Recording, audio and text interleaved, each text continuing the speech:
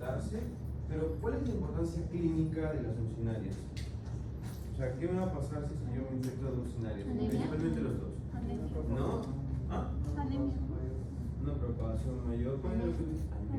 Perfecto. Entonces, el día de hoy vamos a hablar de las oncinarias y vamos a hablar precisamente de la importancia de las oncinarias respecto a la anemia. Entonces, vamos a darle un poquito de lleno a eso. Entonces, vamos a hablar de la anemia.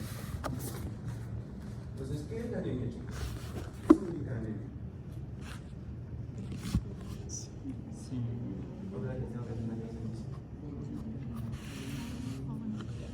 Anemia, chicos, vamos a hablar primero del componente más importante y abundante de la sangre, que son los glóbulos rojos.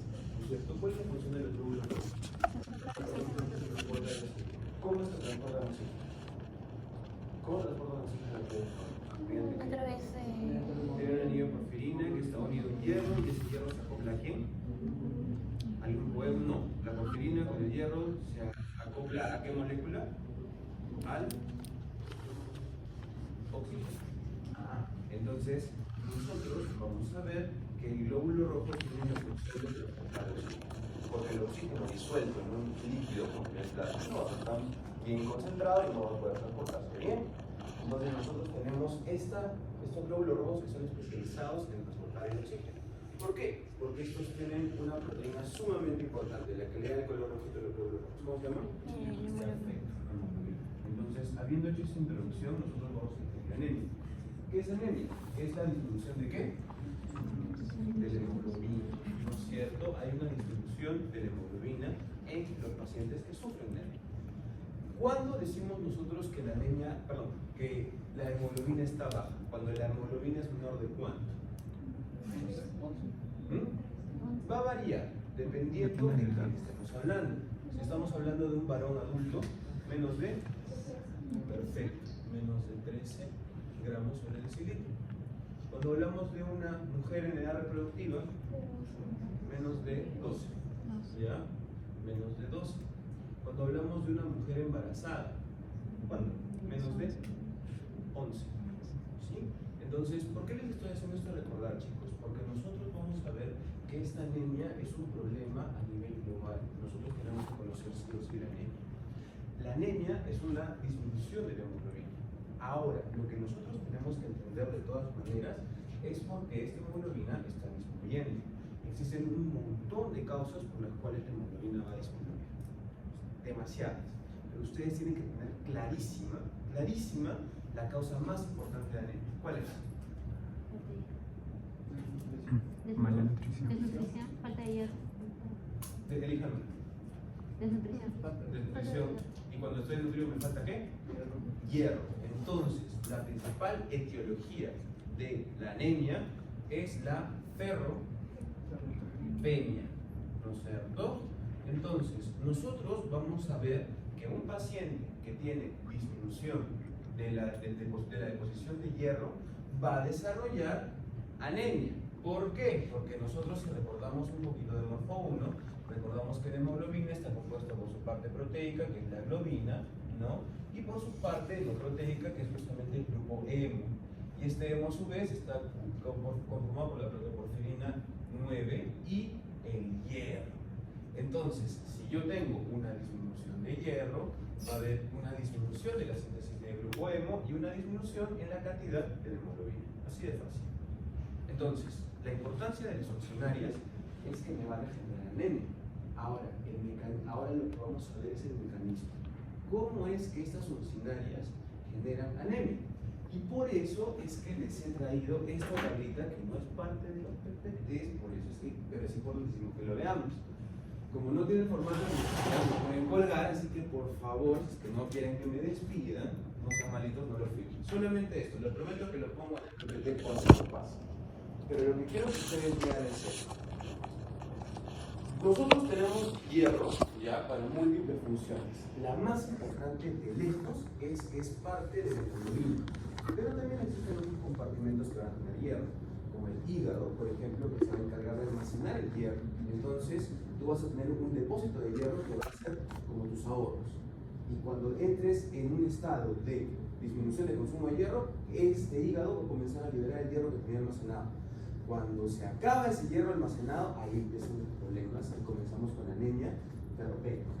Existen otros lugares que tienen hierro, pero nos vamos a quedar con esos dos, el hígado como depósito y el hierro que está en los glóbulos rojos. ¿Por qué quiero yo que ustedes sepan esto, chicos? Porque nosotros vamos a dibujar una balanza aquí. ¿Sí? Y es que nosotros tenemos que tener un equilibrio de hierro brutal. ¿Cuánto de hierro aproximadamente consumimos en la dieta?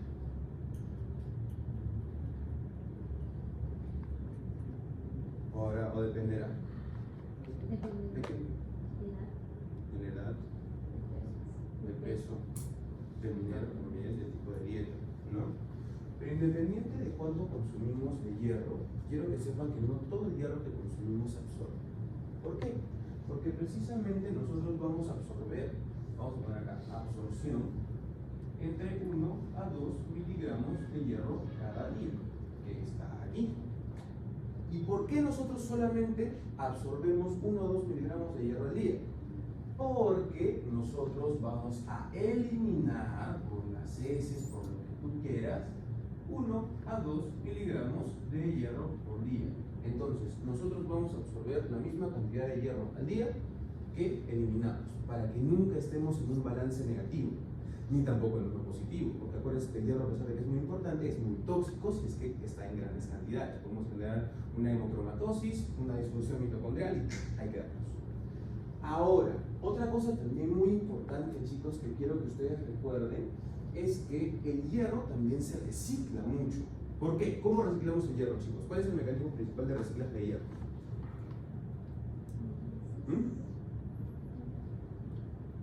¿Qué tejido o qué célula o qué órgano tiene la mayor cantidad de hierro en todo el cuerpo? ¿El vaso? ¿No? ¿Cuál? No. ¿El hígado? No. El glóbulo rojo, pues chicos, obviamente los glóbulos rojos son las células que juntamos todas y tienen la mayor cantidad de hierro en todo el cuerpo. Entonces, ¿cuánto tiempo vive un glóbulo rojo? 120 días. Cuando llegan los 120 días, pasan por el vaso, se destruyen y ese hierro que se libera se recicla a partir de los macrófagos que van justamente al hígado, a la médula ósea, toma médula ósea, te devuelve el hierro que reciclé de este glóbulo rojo que se murió. ¿Cuánto hierro nosotros reciclamos al día? Aproximadamente de 20 a 25 miligramos de hierro al día. ¿Por qué? Porque justamente esa es la cantidad de hierro que se libera de los glóbulos rojos. Entonces nosotros vamos a liberar, justamente vamos a reciclar entre 20 a 25 miligramos de hierro al día. ¿Por qué? Porque justamente los glóbulos rojos o los eritrocitos se van a liberar 20 a 25 miligramos de hierro al día. ¿Ya? Entonces, como te das cuenta, el manejo, la homeostasis del hierro está recontra bien regulado. Luego de haber hecho esta introducción, ahora sí vamos a entender la importancia de las uncinarias. ¿Por qué? Porque ¿qué hacen las uncinarias, chicos? ¿Cuál es el problema de las uncinarias? Yo sé que te acuerdas de su foto, son horribles, tienen esas placas cortantes, los dientes, hepatinosis ancilostoma o necator, pero ¿cuál es el problema de las uncinarias? Son hematófagos. Son hematófagos, ¿ya? Y no contentos con que son hematófagos, esos brothers son anormales, van a comer por las huevas. O sea, no solamente van a ser hematófagos, eso quiere decir que van a consumir, comer glóbulos rojos. Si no, de casualidad alguno de ustedes, yo sé que yo soy un poquito más viejo, mucho más viejo que ustedes, pero de casualidad alguno de ustedes ha visto Friends? Sí. ¿Sí han visto Friends? ¿Se acuerdan del currículum de Joey? Cuando él dice que puede tomar un galón de leche. ¿Se acuerdan de ese capítulo? ¿Y qué hace Joey cuando está tomando el galón de leche? Una partecita, si es lo que se toma en realidad, y el 90% se comienza a chorrear. Imagínate tal cual el uncinario. La uncinaria es hematófaga, de todas maneras, y ese es un mecanismo por el cual vas a perder el glóbulo rojo, porque se los va a estar comiendo. Pero aparte, esa desgraciada en sus placas cortantes, en su boca, tiene justamente factores anticoagulantes que van a hacer que esas lesiones que está generando sean sangrantes.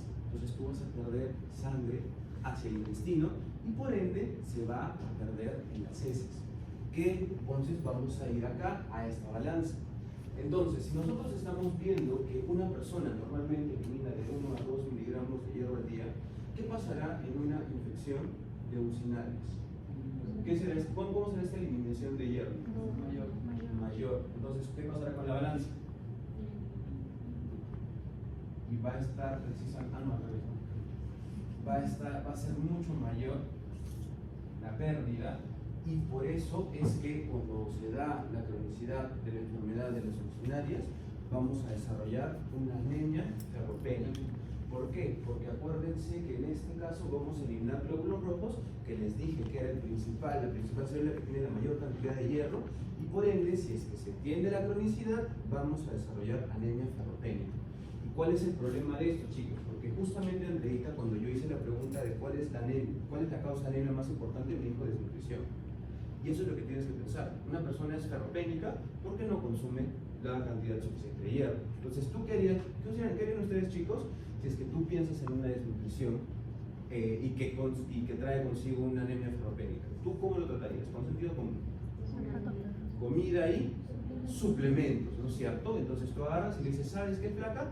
Cómete más hígado, cómete el pescado con negro, cómete sangrecita, come sangre rojas para que repongas tu hierro. Aparte te voy a dar tus chispitas, aquí está tu sulfato ferroso, tómatelo con el estómago vacío, bla, bla, todo lo que ustedes van a aprender más adelante. Te vas a suplementar y vas a dar dieta. Pero ¿cuál es el problema? Que tú tienes que considerar las uncinarias, porque tú le puedes estar dando alimentos con hierro, le puedes dar suplementos de hierro, pero no van a servir de nada, porque el problema es que ya tiene un parásito que está jameando sus glóbulos rojos y aparte está generando lesiones en el intestino que causan sangrado. Entonces, esa es la importancia de las uncinarias, chicos, y es precisamente lo que vamos a hablar el día de hoy. Entonces, la relación estrecha de la parasitosis causada por uncinarias van de la mano con la anemia ferropénica que causa, y el difícil manejo que trae consigo, porque muchas veces vamos a retrasar la curación de la anemia ferropénica porque no consideramos este parásito. Por eso es incluido dentro de la lista de los elementos que vamos a tocar en esta segunda mitad. Entonces, ahora sí, habiendo hecho esta introducción, chicos, ahora sí me puedo filmar. ¿Sí? Vamos a desarrollar la práctica número 10.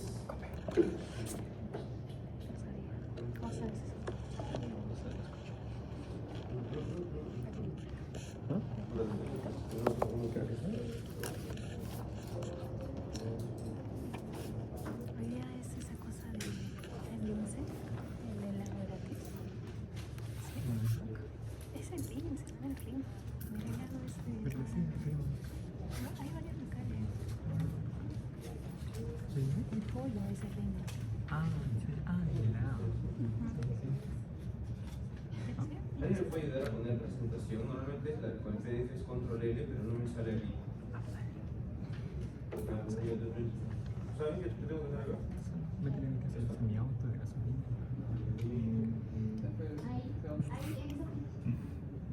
Ya no, ahí está, modo presentación arriba. Entonces, el día de hoy vamos a hablar precisamente de las uncinarias. Y las uncinarias de importancia, todas con importancia porque van a generar bastante parasitosis en los humanos. Pero las dos, de todas maneras, más importantes, ¿cuáles son, chicos? Ancilostomma duodenalis y Necator americanus. Ustedes el día de hoy van a hacer un informe, pero van a tener que hablar de los dos, porque van a ver que las cosas, lo que generan, el tiempo de incubación y todo lo demás es prácticamente lo mismo. ¿Qué es lo que yo quiero que recuerden de diferencias entre el ancilostomma y el Necator? ¿Qué creen ustedes? ¿Cuáles son las diferencias más puntuales, más morfológicas? Por ejemplo, ¿cuál es esta, por ejemplo, qué es? Necator americanus. ¿Por qué? Porque tiene unas placas cortantes. Exacto. Estas son las placas portantes. Y en cambio, este es el ancilostomma duodenalis, que precisamente tiene estos como rieles. Segundo, ¿qué otra cosa, qué otra diferencia, no solamente morfológica, la diferencia que ustedes creen entre el Necator y el ancilostomma? El sistema es más mortal. Ancilostomma es más tragón. Perfecto. ¿Qué otra diferencia? Su forma de ingreso, ¿cómo así?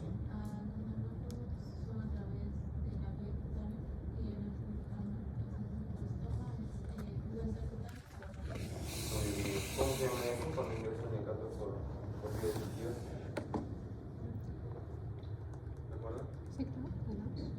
Eso que me estás diciendo de la vía digestiva, de que directamente entra el parásito, es súper raro.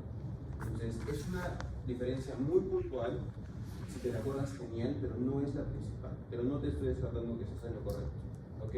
Pero hay una diferencia más importante, chicos. Ya hemos El visto la ancilostoma morfología, hemos visto la deseabilidad. ¿Qué más? ¿Tiene capacidad de hipobiosis el ancilostoma? ¿De qué, discúlpame? Hipobiosis, capacidad de estar en latencia. Eso también, pero lo que necesito que ustedes recuerden, por favor, chicos, es que este es más prevalente a nivel latinoamericano. El Necator americanus es el más prevalente a nivel América. Este es un poquito más mercado asiático. ¿Sí? El Necator americano es más prevalente acá en Latinoamérica. Eso es bueno para nosotros porque estamos viendo que es el más tranquilito de los dos. ¿Ok? Entonces, vamos a hablar justamente de la taxonomía primero de las funcionarias. Nosotros vamos a ver qué es el del orden Strongylida, las familias y los Pomeridae, y tenemos nosotros a la ancilostoma de cada familia. Van a haber más funcionarias que vamos a tocar de repente más adelante, sí, pero estas dos son las más importantes por lo que les comenté. La funcionariasis se trata de una geolitiasis, ¿no? Les dije, dependiendo de la especie puede provocar anemia tropical o una larva migrans cutánea. Esa es otra característica muy importante. ¿Qué es la larva migrans, chicos?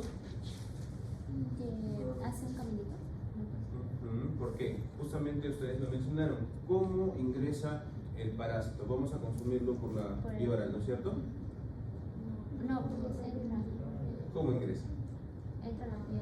Por la piel, ¿no es cierto? ¿Cuál es la forma infectante de este parásito? Larva filariforme L3.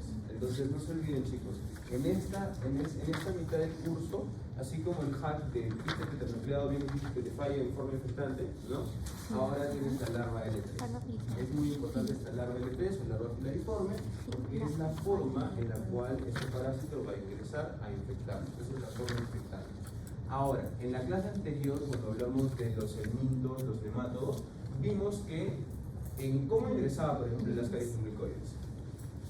¿Cómo ingresaba las carismulicoides? Por vía digestiva, ¿no es cierto? ¿Y cómo estaba? ¿En forma de qué?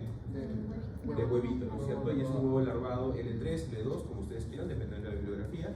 En este caso no tenemos un huevo larvado, tenemos la larva como tal. Y esta larva no va a ingresar por vía digestiva. Tiene una particularidad. ¿Cuál es? Ingresa por la piel.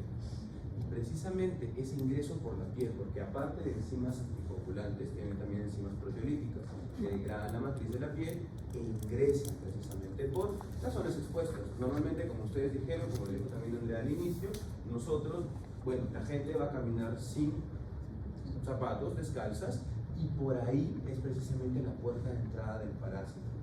Y algunas veces podemos encontrar esta larva migrans, que es precisamente el camino que va a seguir el parásito, ¿no? Hasta llegar a su trayecto que vamos a ver ahorita en el ciclo de vida. ¿Ok?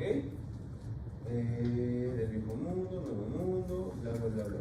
Entonces, en cuanto a las ancilostomas duodenalis, chicos, vamos a ver que estos se reproducen de manera sexual. Vamos a diferenciar tanto a la hembra como el macho. Vamos a ver, como siempre, en cuanto a los nemátodos, a los helmintos, que la hembra es más grande que el macho. La hembra mide aproximadamente de 10 a 13 milímetros, en cambio el macho mide de 8 a 11 milímetros. Y vamos a ver que tiene su bolsa copulatriz, acá el machito, y la hembra también. Y van a tener cada uno sus aparatos reproductores masculino y femenino, ¿no? En cuanto a la ancilostoma brasilense, que también es uno de los nemátodos, de las funcionarias de importancia, pero no tanto como el Necator americano o el ancilostoma duodenales, vamos a ver que presentan un solo par de dientes en su cápsula bucal. Los machos miden entre 7.5 a 8.5 milímetros y las hembras miden de 9 a 10.5. El Necator americanus, como bien ustedes dijeron, ¿no? Vamos a presentar en un extremo la bolsa copulatriz y en el otro van a presentar la cápsula bucal con las placas cortantes. Y en este caso nosotros, chicos, vamos a tener dos estadios de vida súper importantes adicional al adulto. Vamos a ver la larva radiforme, ¿no? Que es pequeñita, de 250 a 300 micrómetros. Y tenemos a la forma infectante, que es precisamente la larva filariforme. ¿Ok? Estos son datitos característicos en cuanto a su morfología, como les dije ya hace un ratito.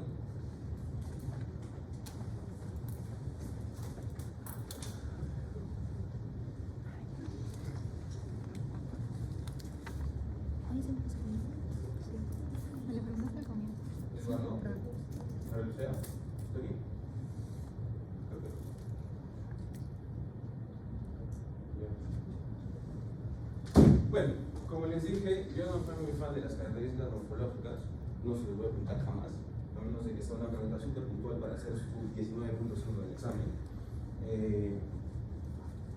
Las leen, vamos a tener el huevo, y aquí, chicos, es muy importante. ¿Por qué?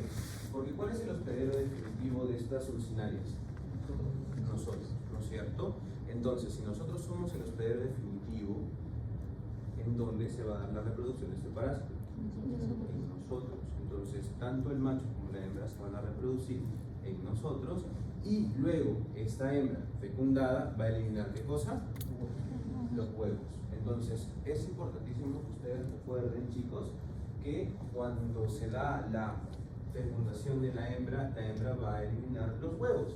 Nosotros vamos a ver que estos, cuando caen en tierra húmeda en una temperatura tropical, como hemos visto, ¿no? Porque obviamente no vas a estar caminando descalzo a menos 20 grados, ¿no? Vas a estar a 20, 30 grados y embrionan entre 1 a 2 días.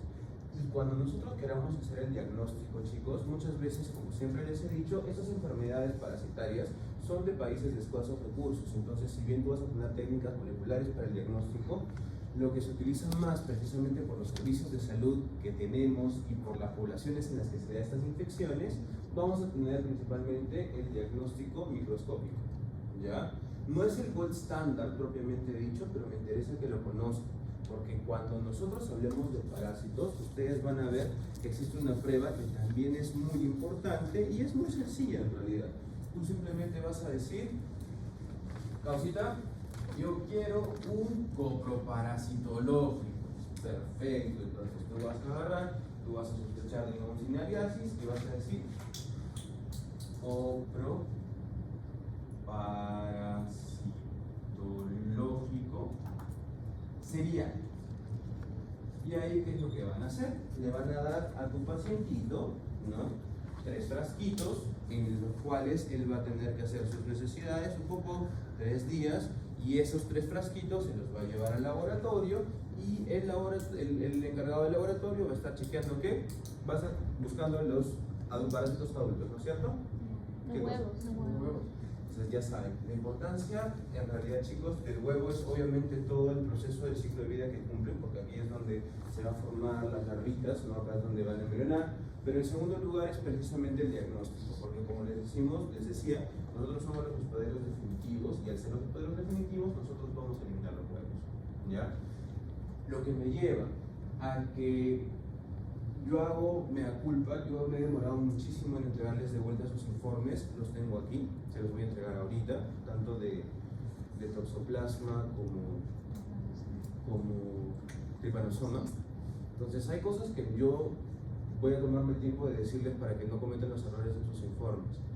Muchos de ustedes, por ejemplo, han perdido puntos tontamente cuando les decía enfermedad que causa el parásito, y ustedes colocaban trypanosomiasis. ¿Qué le falta ahí? Americana. Porque hay una americana y hay una africana. La enfermedad del sueño transmitida por la mosca tsetse, y esa es una trypanosomiasis, pero no cardíaca, no digestiva, sino más que nada cerebral. Es un poco más letal. Ya la quitamos del curso porque es muy raro que la veas, pero si tú dices trypanosomiasis tenemos 2. ¿Cuál? ¿Me entienden? Entonces, algunos de ustedes han puesto trypanosomiasis, estaba mal. Después, ¿qué otras cosas salvajadas me han puesto en el caso de Toxoplasma gondii? Me han dicho que nosotros eliminamos, que en nosotros está, en nuestro intestino está el oguiste. Y ustedes saben, yo les he dicho, hasta por las puras, el gato es el que genera la reproducción, se genera la reproducción sexual, él es el que elimina oquistes, y tú me estás poniendo que quieres diagnosticarlo con heces con oquistes. Entonces, yo lo único que les he pedido, chicos, en los informes es que ustedes piensen lo que están poniendo. Se les está haciendo un curso recontra fácil porque necesito que ustedes aprendan las cosas mínimas de parasitología. No queremos que salgan parasitólogos. Lo que queremos que ustedes hagan es que sepan cómo diagnosticar las enfermedades, cómo prevenirlas, etc. Entonces, nosotros vamos a ver, chicos, en este ciclo de vida, que el parásito va a empezar primero, después de 6 a 8 semanas de infección por ursinarias, vamos a comenzar a eliminar los huevos, ¿no es cierto? Estos huevos en heces que dijimos que embrionaban de 1 a 2 días. Luego va a servir la larva radiforme, o también llamada larva ¿qué? L2. Luego va a madurar hasta la larva filariforme, ¿no? Larva L3. Y esta larva L3 va a penetrar precisamente a la piel de las zonas expuestas. Como les decía, esto está en el suelo, entonces lo más lógico es que ingrese por los pies, ¿no? Ingresan por circulación a los capilares, llegan al corazón. ¿A qué aurícula? Derecho. Derecha, de ahí pasan al ventrículo. ¿Qué cosa? Derecho, del ventrículo derecho pasan a dónde? ¿A dónde va el ventrículo derecho? ¿Qué sale? Al pulmón, ¿no es cierto? Las arterias pulmonares, del pulmón ¿a dónde pasa? No, acuérdate que no, ya está en los pulmones, ¿no? Y aquí ya no sigue el circuito. Hasta ahí estamos bien. Está muy bien la parte del ciclo cardíaco. Lo que yo quería que ustedes vean es que una vez que llega a los pulmones, este parásito va a invadir los pulmones, va a romper los capilares y precisamente va a ascender por la vía respiratoria alta y va a bajar, o sea, va a salir por la epiglotis y se va a meter por el tracto digestivo alto. Luego llega hasta el intestino.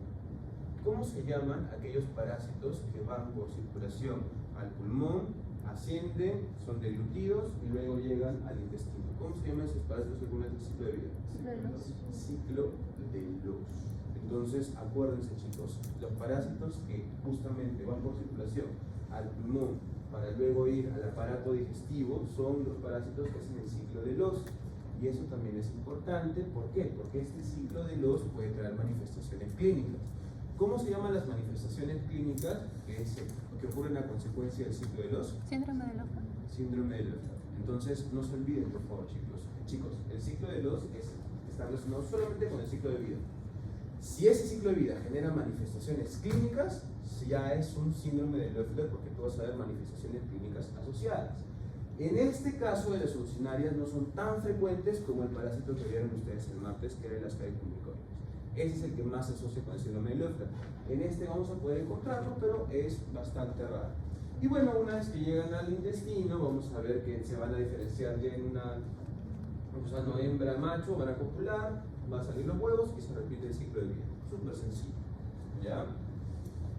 Otra cosa que estaba viendo, chicos, que ustedes hacían, es que me dibujaban solamente esto. Me ponían flechitas y creían que con el dibujo bastaba. Yo prefiero 1000 veces que en vez del dibujo me pongas la leyenda que al revés, solamente dibujos sin leyenda. Lo ideal es que tú pongas el mínimo de dibujos para que tú puedas entenderlo y luego la leyenda. ¿Por qué? Es más, si quieren ustedes reclamarme los puntos, te juro que yo cojo tu informe y te digo, a ver, explícame el ciclo de vida que tú mismo has dibujado. Y no tiene ni una sola leyenda, a ver qué tal me lo explicas. Estos informes se les pide y se les devuelve para que ustedes los puedan ver después. Porque como les digo, para hacer no es una cosa nada difícil. Nada difícil. Y es más, este verano lo hemos hecho más fácil, ¿no es cierto? No mucho más fácil. Entonces, por eso, chicos, es que el ciclo de vida necesito que sea importante. Optimicen su tiempo. Dibujo, ciclo de vida y manifestaciones clínicas. Ahí ya tienes 9 puntos. Ya. Después, el angiosperma brasilense. Bueno, que en este caso es el hospedero. Los otros animales no domésticos, como el gatito o el perrito. Profe, ahí la brasilense, el humano defeca huevos también, porque no especifica cómo sale. No es, en realidad los hospederos definitivos son estos. Claro. ¿No? Y nosotros somos hospederos accidentales. Pero hace ciclo de Loos. No, en este caso este no es el ciclo de Loos, solamente Loos. ¿Ya? Pero como te digo, el ciclo de Loos más me importa que lo aprendan en cuanto a las manifestaciones clínicas que genera y más están asociadas a lo que son los nematodos, principalmente el Ascaris, y muy rara vez también a las urticarias que principalmente son el angiosperma y el necato. ¿Ok? El diagnóstico se hace justamente por el examen coproparasitológico. Y otra cosita también muy importante, chicos, no voy a ser muy insidioso en que ustedes aprendan en qué consiste la técnica de Kato-Katz, pero sí voy a necesitar que ustedes tengan algo en claro, que como precisamente este diagnóstico se hace mediante la detección de huevos, también me sirve muchísimo contabilizar la cantidad de huevos. ¿Por qué creen que es importante contabilizar la cantidad de huevos, chicos? Parasitemia me hace referencia a que están en la sangre. Emia viene de sangre, correcto. Exacto, para estadificar el grado de infección. Porque dependiendo de la cantidad de huevos que yo encuentro, si son menos de 1000, puedo decir que huevos por gramo de heces, digo que es una infección leve. Si es entre 1000 a 10000, digo que es leve, que es moderada. Y si encuentro más de 10000, digo que es severa. Entonces este CATOCAT me va a servir, uno, para identificar el huevo, y dos, precisamente para estadificar la infección. Pero así, a final de cuentas, chicos, sea leve, moderado, severo, ¿qué es lo que voy a hacer yo? Y lo vamos a comentar ahorita. ¿Cuál era el medicamento que se te ha quedado de todas maneras de la mitad pasada? Ajá, exacto. Es lo que yo quería lograr y qué bueno que lo conseguí. Entonces ya sabes que el metronidazol es perfecto para muchas enfermedades parasitarias de protozoarios. ¿Cuál es el nuevo metronidazol de esta segunda mitad? ¿Alguien lo sabe? Exacto. Entonces, ¿cómo se trata esta parasitosis? Esta parasitosis. Albendazol, ¿no es cierto? O albendazol o mebendazol. ¿Qué hacen estos medicamentos? Afectan los microtúbulos. Disminuyen la síntesis de microtúbulos, bloqueando la producción de beta-tubulina, ¿no es cierto? Y de esa manera muere el parásito. Entonces ya sabes, albendazol, mebendazol, tratamiento mágico para este tipo de parásitos. Entonces ya saben, chicos, lo que a mí me importa muchísimo es que ustedes coloquen en cuanto a manifestaciones clínicas. ¿Qué manifestaciones clínicas, mejor dicho, creen que va a tener un paciente con uncinariasis? Enfoquémonos solamente en citostoma duodenalis y secátor americano. Pérdidas. Acuérdate que la anemia es un diagnóstico. Pérdidas. Entonces, ¿tú cómo sospechas una anemia? Ahí está, esa es una anemia. ¿Qué otra cosa? Fatiga. ¿Qué más? Debilidad. Puede ser una distensión arterial, no necesariamente asociada a la anemia, pero sí obviamente una parasitosis intestinal. ¿Qué más? Puede ser, por la pérdida de sangre. Sí, es que en realidad las heces oscuras sería si es que fuese una cantidad grande, pero acuérdate que esto es más que nada por cronicidad más que por cantidad, porque hace perder cantidades no muy significativas de sangre como para que las veas en las heces, pero van a ser crónicas, entonces son grados chiquititos cada día, suma, ¿ya? Entonces eso es lo importante. Lo que quiero que ustedes entonces pongan, chicos, es que este parásito, lo que necesito que ustedes se lleven consigo, es la relación directa que existe precisamente con la anemia ferropénica. Porque tú vas a querer tratar una anemia ferropénica y es súper sencillo. Ustedes ya saben en realidad qué tienen que decirle a un paciente con anemia ferropénica, pero siempre tienes que considerar que si es que de repente tu paciente no está mejorando con el tratamiento, que posiblemente pueda tener una uncinariasis. Entonces lo único que haces es eso, te das esto y luego ya le das la dieta del suplemento. ¿Ok? Listo, chicos, entonces ahora voy a pasar por sus... los voy a ir llamando un ratito, vamos a tener 40 minutos para hacer el informe. Ya son las 4, vamos a tener hasta las 4:40 para luego